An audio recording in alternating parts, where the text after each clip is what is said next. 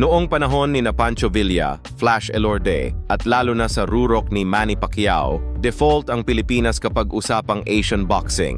May home cards sa TV halos every weekend, buhay ang provincial gyms, at may malinaw na hagdan mula amateur papuntang regional belts. Ngayon, habang dumudulas ang local ecosystem, umaarangkada naman ang Japan, at hindi ito tsamba. 3 bagay ang buo ang sistema nila. Tuloy-tuloy na program, science na sinusunod, at sustento na sapat.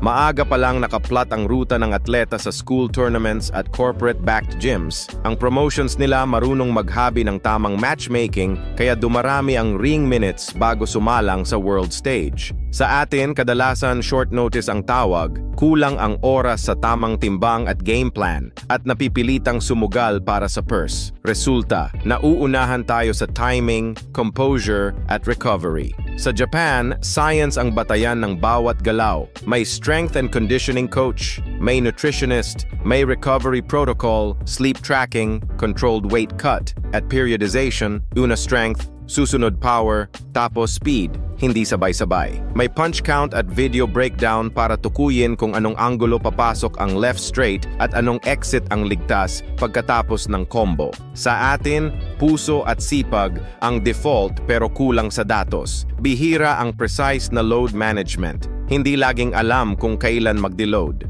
Kulang ang micronutrients bago ang weigh-in. Sa Tokyo o Yokohama, kaya mong makaspar araw-araw sa pressure fighter, counter-puncher, at rangy jabber sa iisang zip code. Sa atin, hiwa-hiwalay ang kalidad ng ensayo kaya hindi laging nakakakuha ng world-level looks. Kapag umabot sa championship rounds, doon lumilitaw ang pagitan ng halos at tunay na champion.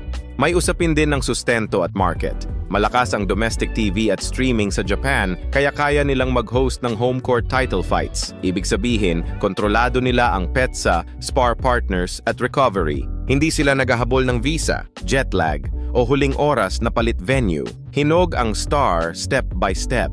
Sa atin, nang lumiit ang airtime at nabawasan ang regular fight nights, naputol ang pipeline. Kapag hindi regular ang laban, nagiging manipis ang ring IQ at late-round discipline. Idagdag pa natin ang medical gap, hindi pare-pareho ang access sa head scans, EKG, at post-fight deload, kaya ang dapat 1 week na pahinga nagiging bahala na, at ang minor strain nagiging chronic na dahilan ng mabagal na paa at hirap sa timbang.